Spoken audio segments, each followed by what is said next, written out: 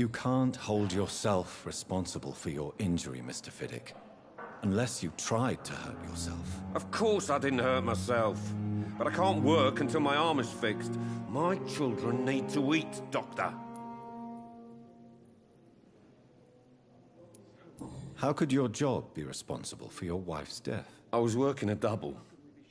She went out to bring me a hot meal and got caught in a German bomb raid.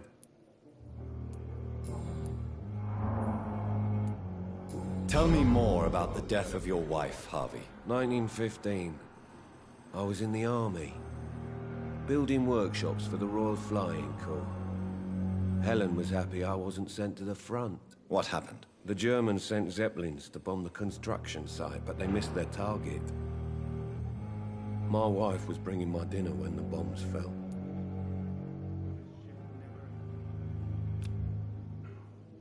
Is there anything else that's bothering you? Can I help in any way? I'm all right.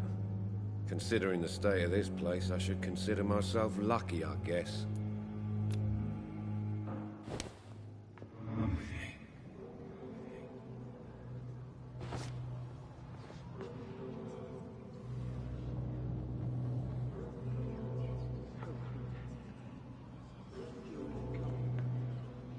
How can we be sure we're making a difference? I'm all right. Don't waste your time with me. Good evening, Mr. Fiddick. Good evening, Dr. Reed. Tell me more about the death of... What happened? The Germans sent Zeppelin.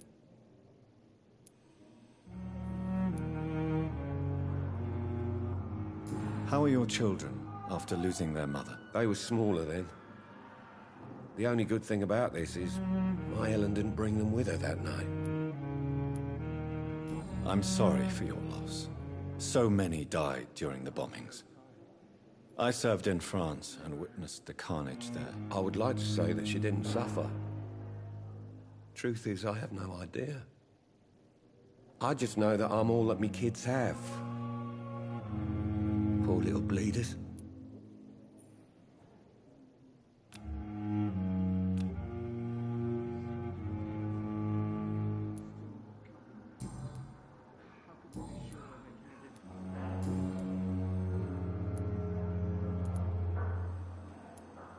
Tell me about yourself, Mr. I'm just a regular guy. I was more... I'm a carpenter. Are you satisfied with your treatment here? Well, it's clear that I've chosen a bad time to be injured. Forgive my bluntness, but you seem overwhelmed by cases of the flu. I won't lie to you about it. I'm afraid we are.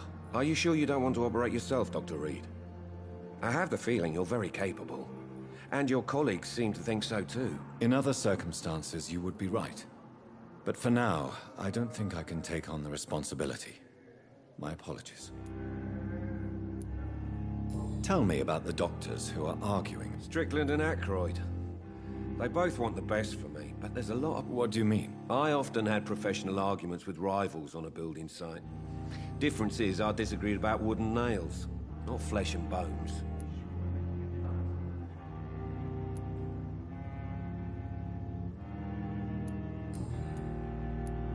Goodbye for now, Mr. Fiddick. I'll see you later. Sweet girl. Reads me like a book. I never could keep anything from her.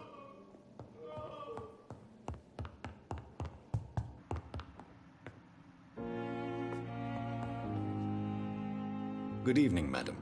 Can I help you? It's my son who needs you, sir. I'm Dr. Jonathan Reed. How can I help your son? I'm Beatrice Goswick, mother of Mortimer Goswick. Could you check on him, please, Dr. Reed? I've heard much of your talents as a physician.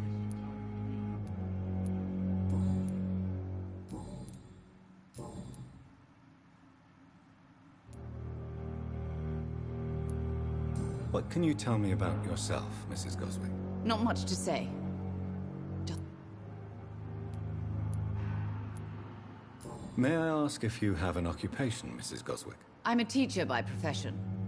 I teach young women who are more ambitious about their futures than their families. Are you really that rich? Most of the patients here are of a more humble origin, if I may say so. Yes, thanks to my husband. May he rest in peace. I can cover any needed medical expenses.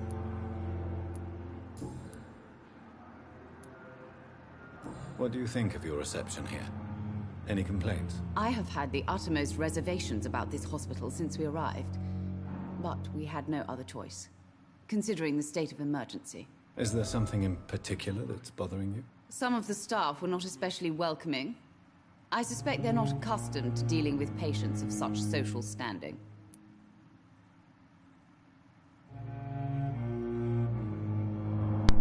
E aí, Well? Tranquilo? Tell me more about your arrival at the Pembroke Hospital. What gave you such a bad first impression? The ambulance driver was quite rude, for a start. And that nurse, Miss Hawkins, seems to have quite a dubious attitude. What do you mean? She managed to secure a bed for my son despite the epidemic. It was a relief, but it wasn't cheap. She charged you for a bed? Yes, and I paid without question, considering the urgency of the situation. I share your concern, Mrs. Goswick.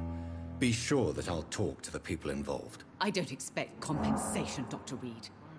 But I'm aware such behavior would not be tolerated in other hospitals.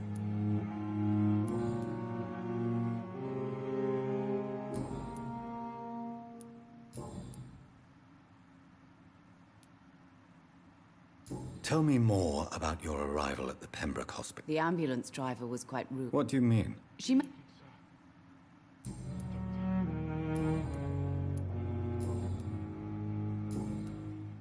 Goodbye, Mrs. Goswick. Good evening. I'm Dr. Reed. Can I help at all? No, Really? Why are you here, then? I don't want to talk. My throat hurts too much. I suppose that this pain is the reason you're here. Is someone taking care of you? Yes. And no. Could you at least tell me your name, sir? Mortimer. Mortimer Goswick.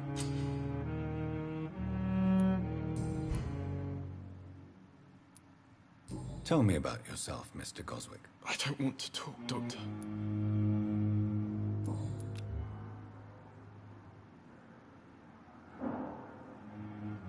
Do you need any help? I'm afraid I may, sir. I don't mean to be a burden. You are not a burden, sir.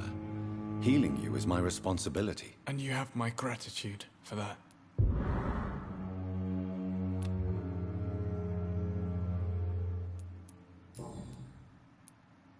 Tell me about yourself. I don't want to talk, Doctor.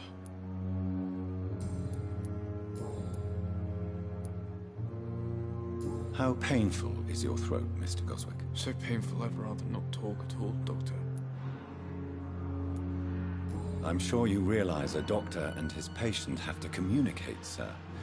Would it help if I gave you some paper and a pen? Not really. I see. Then maybe it's not just your throat that hurts, Mr. Goswick. Perhaps your sore throat is just the consequence of something more hurtful. Yes, maybe. But I don't want to talk or even write about it now. Why did your mother have you hospitalized here? She seems convinced this is a bad hospital. My mother just wants the best for me. She won't rest while I'm here. She'd go all the way to hell and back to help me. Pembroke Hospital may look unorthodox, but rest assured you're in good hands here. It's not me you have to convince, Dr. Reed. It's my mother. Is your mother bothering you? As your doctor, I can ask her to leave you alone if you would prefer. That's tempting, Doctor. But you have no idea what my mother is capable of. She would tie herself to my bed if you asked her to leave.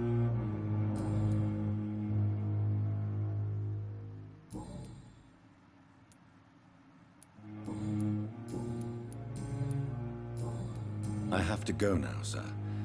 But don't hesitate to contact me if you need any help. Good evening, sir. Doctor. Good evening, Doctor.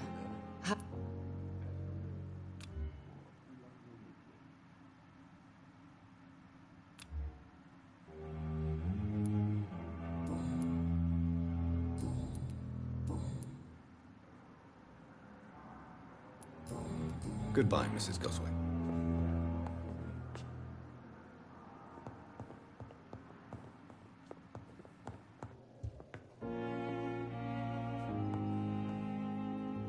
What can I do for you, Doctor?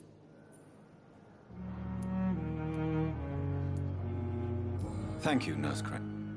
Like a book. I never could keep anything from her.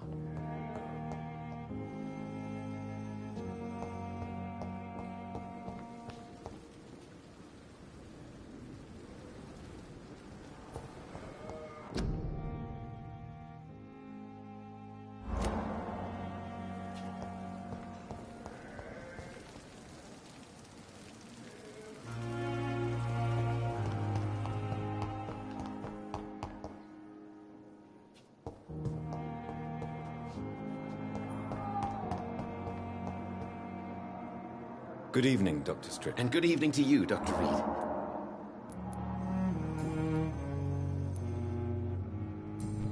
Goodbye, Dr. Strickland.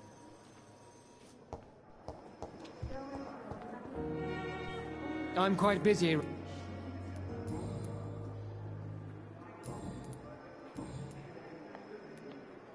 Tell me, Waverly, what do you think of Dr. Strickland's enthusiasm for his experimental research? Strickland is playing with his patients' lives for pride and glory. Now that, sir, is unethical. Are you thinking about something in particular? Harvey Fiddick needs delicate surgery. I believe we should stick to the usual procedure, but my young colleague obviously disagrees. Why do you wish to lead this surgery? I strongly believe that Mr. Fiddick should not be butchered to test an unproven procedure.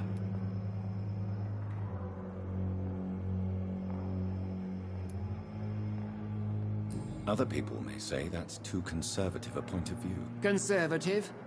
And what are you going to say to Mr. Fiddick if he loses his arm because of the operation?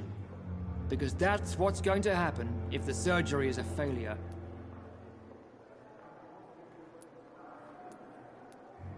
And are you not afraid that your rivalry with Strickland may be blinding you? Rivalry? I guess you could call it that. But I will never be childish enough to let my personal feelings affect my judgment.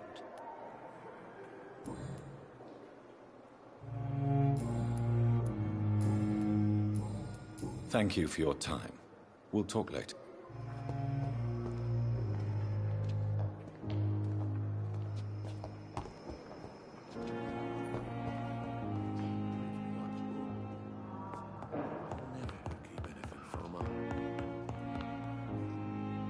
Good evening, Dr. Strickland. And good evening to you.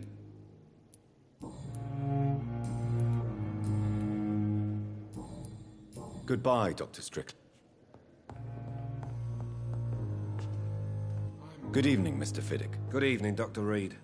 Any news about my operation?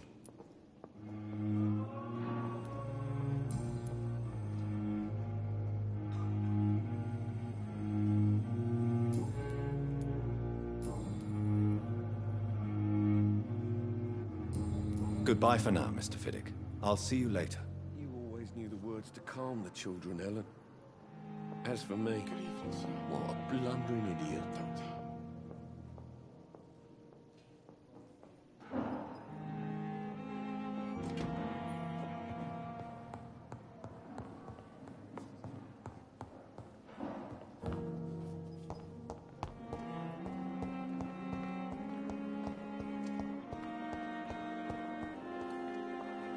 Good evening, miss. I'm Dr. Reed, the new surgeon at the Pembroke Hospital. And who are you? Your name has no meaning to me, mortal. You're nothing but dust blown by the winds of eternity. I beg your pardon? What are you begging for, mortal? My clemency? Well, tonight maybe I'm inclined to mercy. You'll never forget the night you met Thelma Howcroft. You keep calling me mortal. Why is that? And if I'm mortal, what are you? Well, Dr. Reed, if you must know, I'm a vampire.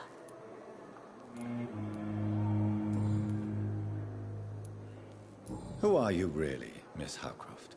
I mean, apart from being a vampire. Is that not enough for you, puny mortal? What do you require? Proof of my powers? I'm curious to know who you were before becoming a vampire. It was such a long time ago, I don't remember. Centuries of unholy life can have strange effects on one's minds, you see?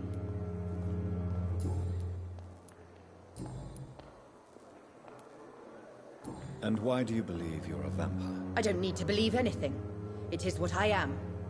It is what I feel within this hollow shell of flesh.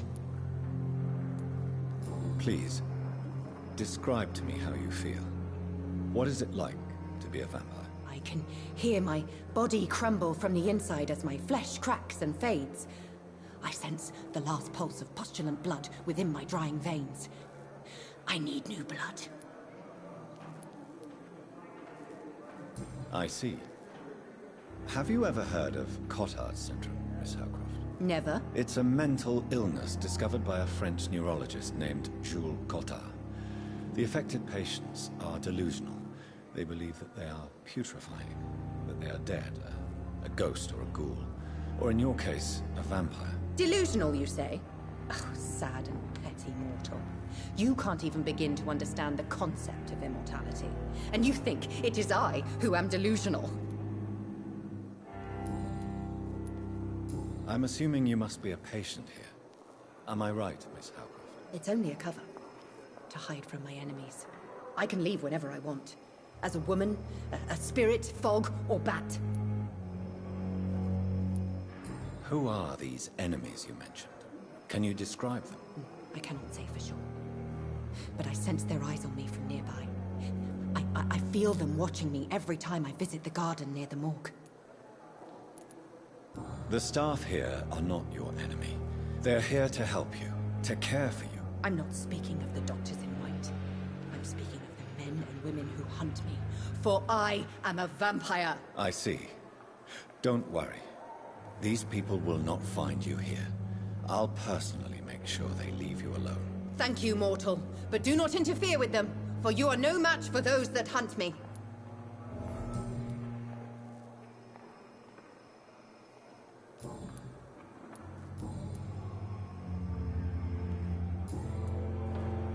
I'll leave you, Mistress of the Dark, to your nocturnal activities. Good evening, Miss Howcroft. I need blood, Doctor. Warm, rich, vibrant blood.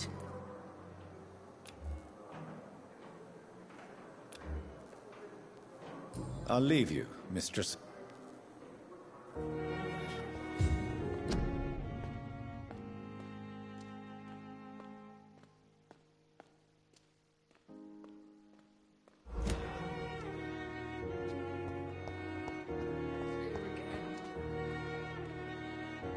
Good evening, Nurse Hawkins. Good evening, Dr. Reed.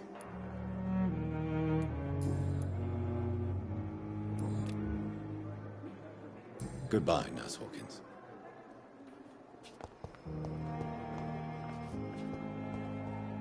Fear and disgust on every street corner. Good evening, sir. Can I help you? Unless you're here to fix my face. No. I don't think you can help me. I'm Dr. Reed. I've recently taken the position of head surgeon here. War injuries, am I right? You guessed right, Doctor. German shell took my pretty little mug right off. But they still call me Thomas Elwood.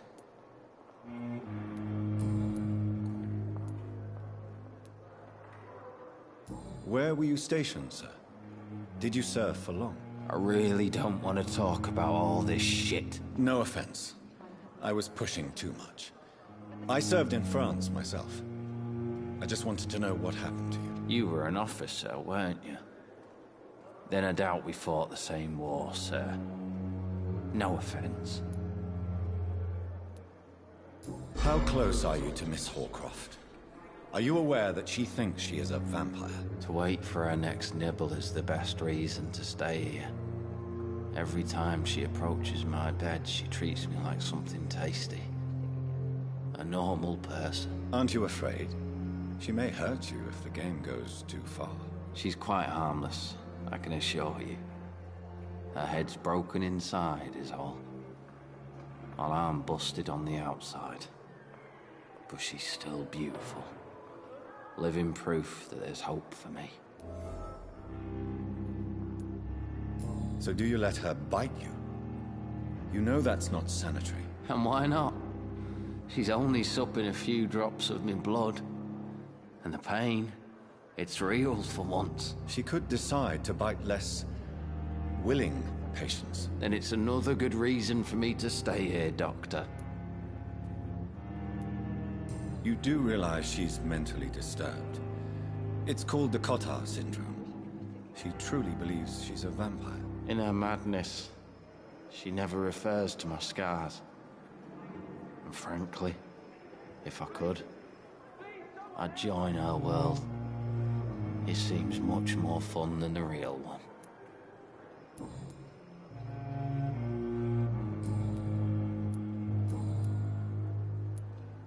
How is your stay with us, Mr. Elwood? Oh, it's bliss. I just escaped death in the trenches to be surrounded again by the moans of the dying. Can I ask you precisely why you're a patient here? It's the pain, sir. The drugs don't work. It just hurts under the scars, if you get my drift. Can I do anything for your pain? Nurses gave me a bunch of pills. No effect. Told you. It's like the flames are under my skin, burning away. Who is treating you? Is someone in particular looking after your case? Nobody since the old and tired doctor spoke to me. Started to think I was forgotten about. Wouldn't blame you. You don't seem worried by that. My face hurts so much more when I smile or cry. I've learned it's easier not to speak. But be assured I'm smiling inside.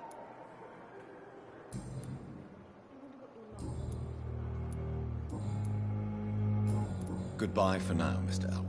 Fear and disgust on every street corner. The daily routine.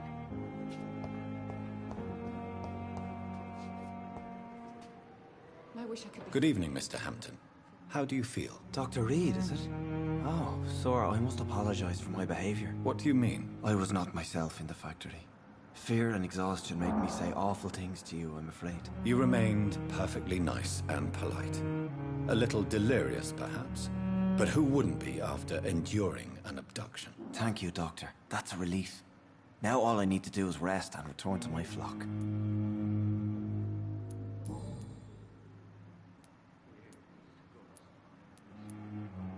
How do you feel, Mr. Hampton? Medically speaking, I mean. I feel exhausted. Beyond exhaustion, actually.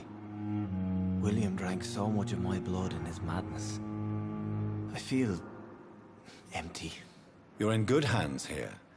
Dr. Swansea is well versed in blood transfusion, and I'm sure he'll take the best care of you. Thank you, sir. I believe all I need is rest. And then I can go back to the people who need me. What do you do for a living, Mr. Hampton? I can't help but notice the cross around your neck. I manage a night asylum for the poor and homeless of the docks.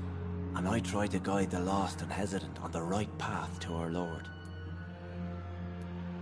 Are you a priest, Mr. Hampton? A deacon, maybe? Not at all, Doctor. I'm just a man of faith willing to preach the good word. Why didn't you use your cross against William Bishop? To repel him somehow? That's a very strange question, Doctor.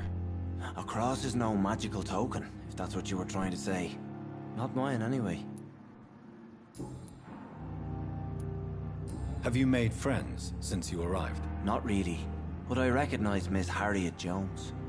I knew her when she lived by the docks. That poor woman had such a miserable life. You never came to see her here at Pembroke? Receiving visits when sick can be an important part of the healing process, you know. We're not just bodies. You're preaching to the converted now, Doctor. To be truly honest, I thought she was dead. She left the docks many months ago.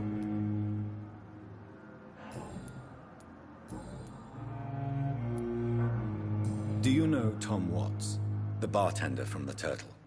I met him before I found you in the canning factory. Tom? Yes, of course. Always the helping hand, good old Tom. Without men like him, corruption and despair would have wiped out the East End long ago.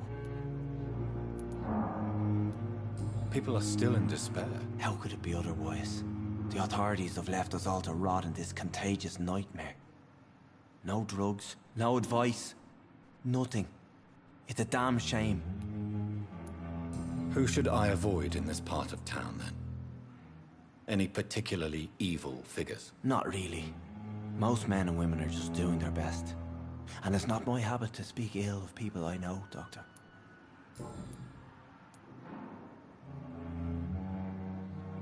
How did you end up in William Bishop's den? I had received alarming news about his recent behavior. I went to his place and he refused to let me go. Why did he abduct you? William was an alcoholic. His addiction suddenly changed to blood. I don't know why. Just like a patient I met here. This Miss Hawcroft.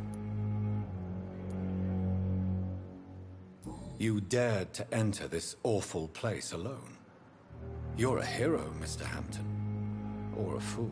I'm just a man trying to help his friends, Dr. Reed. William Bishop was a conflicted soul, searching for light. What is the general situation in the East End docks? The situation has always been tough, with a lot of tensions between the gangs and the dockers' trade union. The Wet Boot Boys are very nervous since they lost their leader. Who leads the gang now? Since Clay Cox went missing, it's his wife Edwina who runs the show, with the assistance of her minion, Dooth Digby. Has the gang been threatening you? Ah, no. I've had this nickname for so long, you know, the sad saint of the East End. No one dares to bug a saint, not even criminals. Goodbye, Mr. Hampton. We'll talk again later.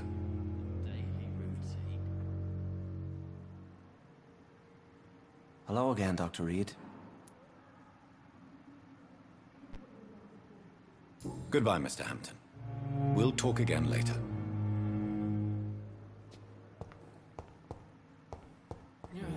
It's locked, all right. I wish I could feel my blood boil with the fever. Good evening, Miss Howcroft.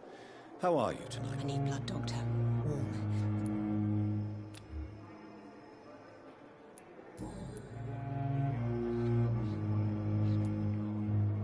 Tell me, Thelma, why do you feel so attached to Mr. Elwood? Why him? I'm not sure, Doctor. I think we have a bond of some sort. We've both suffered so much.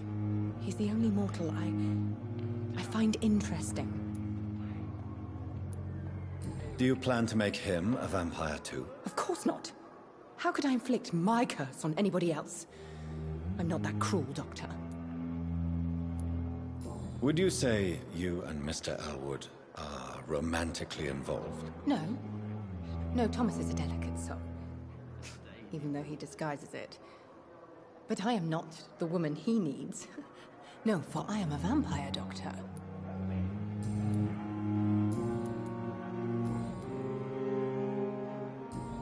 I'll leave you, Mistress of the Dark. Time has lost its effect on me. But the suffering continues. Damn. I have wasted too much energy for Here so little again. result.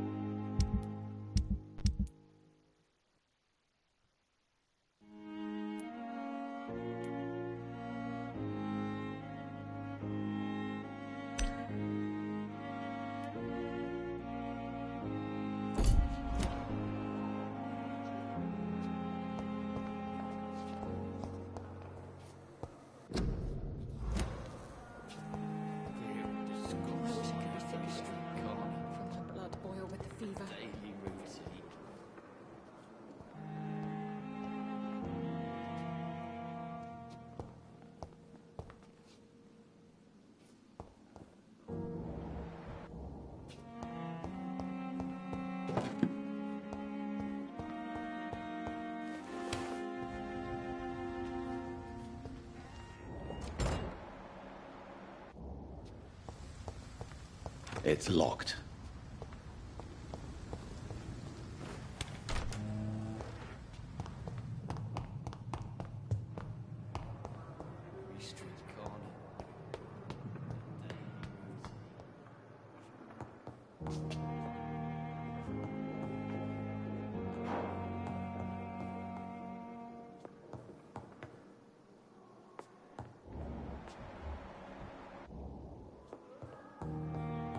I cannot enter. Not now.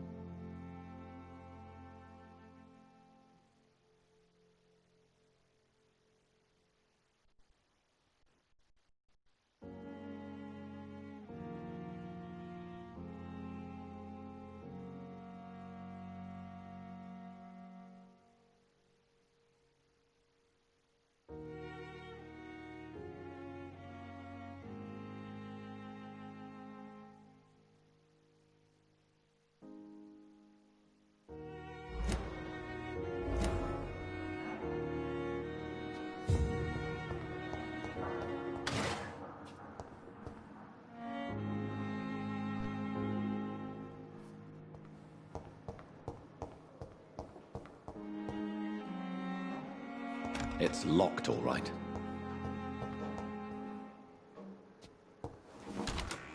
This must be the place. It's definitely away from prying eyes. Relegated to the shadows. A kingdom of my own. At least I won't be sleeping in a coffin.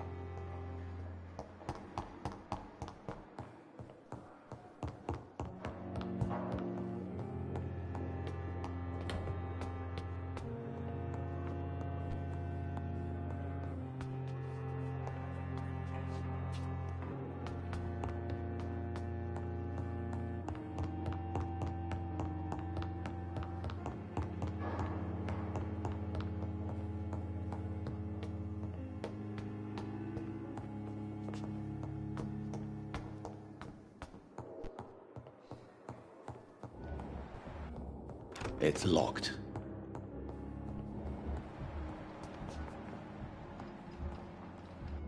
Back later.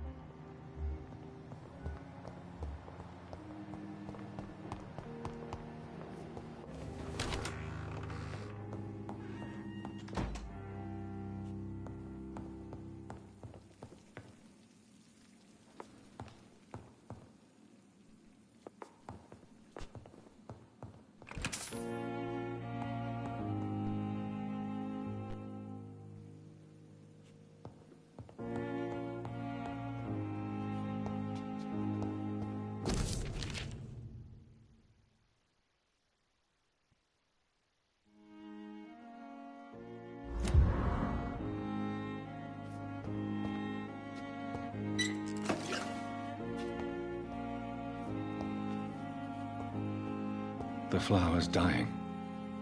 It needs water.